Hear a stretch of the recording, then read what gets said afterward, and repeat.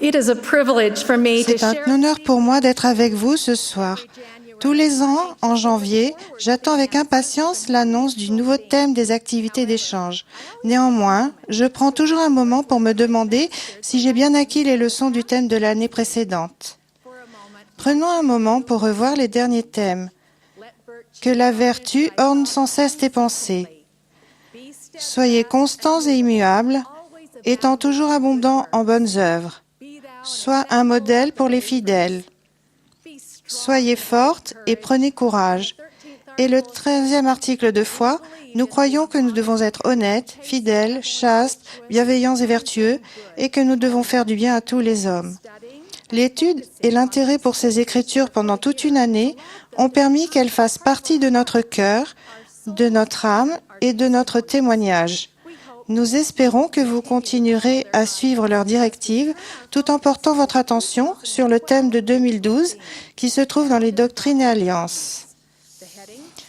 Le chapeau de la section 115 explique « C'était en 1838, à Far West, Missouri, Joseph Smith révélait la volonté de Dieu concernant la construction de ce lieu et de la maison du Seigneur. Le prophète était optimiste et encourageant. Au verset 5, où l'on trouve le thème de cette année, le Seigneur lui dit « En vérité, je vous le dis à tous, levez-vous, brillez, afin que votre lumière soit une bannière pour les nations. » À quoi pensez-vous lorsque vous entendez les mots « levez-vous » ? Personnellement, je pense à vous, noble jeunesse de l'Église. Je vous imagine sortant du lit et vous levant diligemment tous les matins pour le séminaire matinal. Je vous vois vous levant fidèlement après avoir terminé vos prières quotidiennes à genoux. Je pense à vous vous levant courageusement pour rendre votre témoignage et pour défendre vos principes. Votre engagement vis-à-vis de l'Évangile et votre bon exemple sont pour moi une source d'inspiration. Beaucoup d'entre vous ont déjà accepté de se lever et de briller, et votre lumière encourage d'autres personnes à faire de même. L'une des meilleures façons de se lever et de briller est d'obéir avec confiance aux commandements de Dieu. Nous apprenons ces commandements dans les Écritures, de la bouche des prophètes modernes et dans les pages du livret « Jeunes, soyez forts ». Chacune de vous doit avoir son propre exemplaire. Dans le mien, j'ai entouré les mots « pour » et « vous », comme me l'a enseigné un ami que je respecte. Ce geste tout simple me rappelle que ces principes ne sont pas que des directives générales. Elles s'adressent expressément à moi. J'espère que vous prendrez le temps d'entourer ces mots dans votre livret, que vous le lirez d'un bout à l'autre et que vous ressentirez l'Esprit vous témoigner qu'ils sont également pour vous. Il y en aura peut-être parmi vous qui seront tentés de ne pas tenir compte des principes de jeunes, soyez forts, ou de les rejeter. Elles regarderont ce livre et diront « Tu vois, maman, le livret ne parle pas de... » Ou elles se justifieront en disant « Ce que je fais n'est pas si terrible. Je ne suis certainement pas aussi mauvaise que... » en indiquant le nom d'un ami ou d'une connaissance. Harold Billy a dit « Le plus important de tous les commandements de Dieu est celui que vous avez le plus de mal à respecter aujourd'hui. » Le roi Benjamin a expliqué « Je ne peux pas vous dire toutes les choses par lesquelles vous pouvez commettre le péché, car il y a divers voies et moyens. Oui, tant que je ne peux les énumérer. Si vous avez du mal à respecter ces principes et ces commandements, je vous recommande de rechercher de l'aide dans l'Évangile. Lisez les Écritures, passez du temps à consulter le site web officiel de l'Église, lds.org, pour trouver des réponses à vos questions. Parlez à vos parents, à vos dirigeants de l'Église et à ceux qui brillent en vivant selon l'Évangile. Priez. Ouvrez votre cœur à votre Père céleste qui vous aime. Utilisez quotidiennement le don du repentir. Rendez service aux autres. Et surtout, écoutez les murmures du Saint-Esprit et obéissez-y. Le président Monson nous exhorte tous en ces mots. Mes jeunes amis, soyez forts.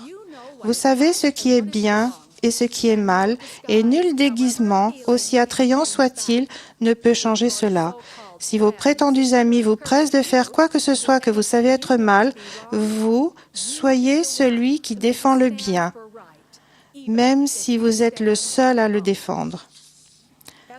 Notre Père céleste ne veut pas que nous regardions vers le monde et suivions ses tendances toujours changeantes. Il veut que nous regardions vers lui et suivions ses directives immuables. Il veut que nous vivions selon l'Évangile et dirigions les autres vers cet Évangile en fixant des principes élevés. Les Écritures donnent de nombreux grands exemples pour illustrer cette idée. Le livre des Juges, dans l'Ancien Testament, parle de Samson. Samson est né avec un grand potentiel. Il a été fait cette promesse à sa mère. Ce sera lui qui commencera à délivrer Israël de la main des Philistins. Mais en grandissant, il regarda davantage les tentations du monde que les directives de Dieu. Il fit des choix parce qu'ils lui plaisaient, non parce qu'ils étaient justes. Les Écritures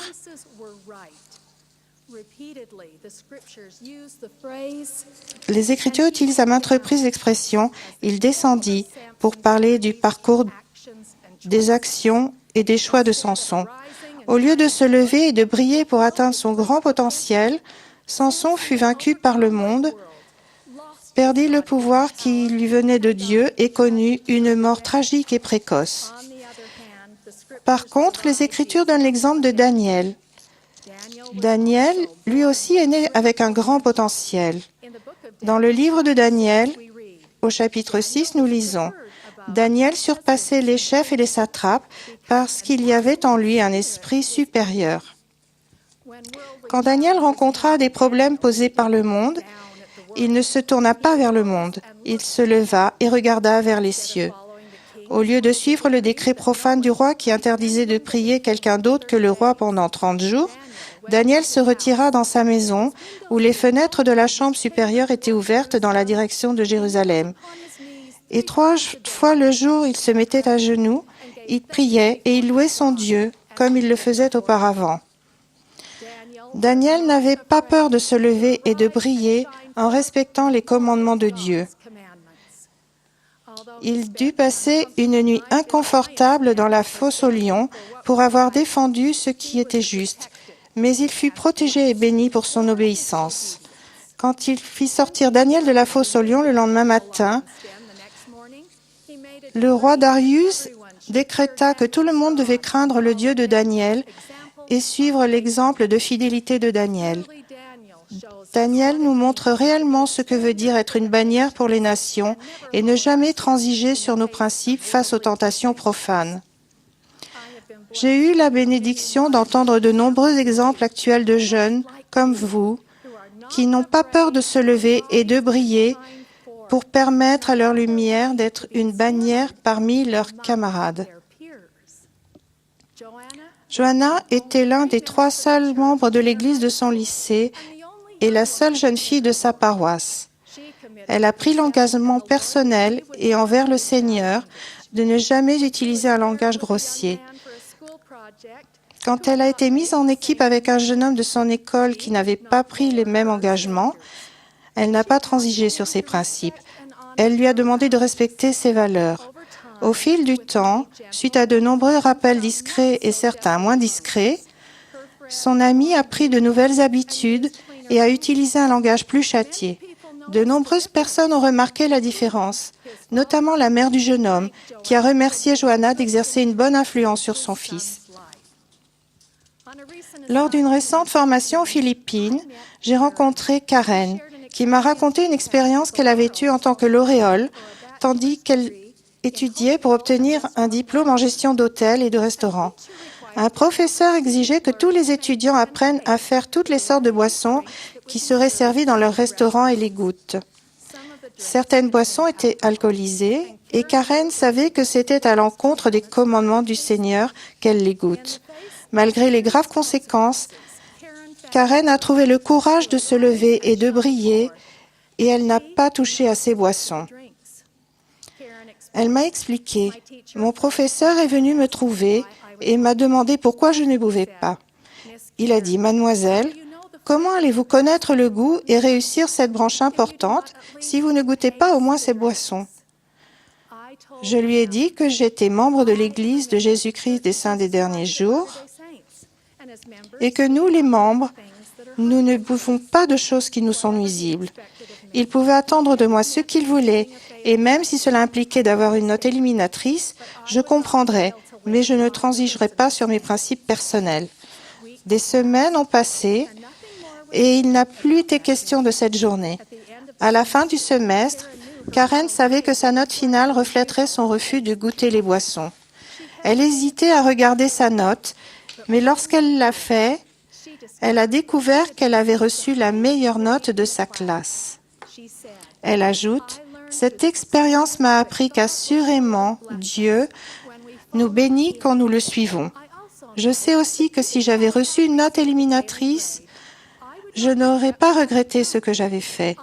Je sais que je n'échouerai jamais aux yeux du Seigneur si je choisis de faire ce que je sais être juste. »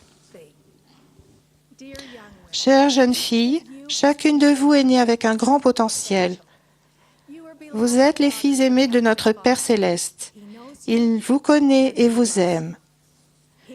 Il vous invite à vous lever et à briller, et il vous promet que si vous le faites, il vous soutiendra et vous bénira.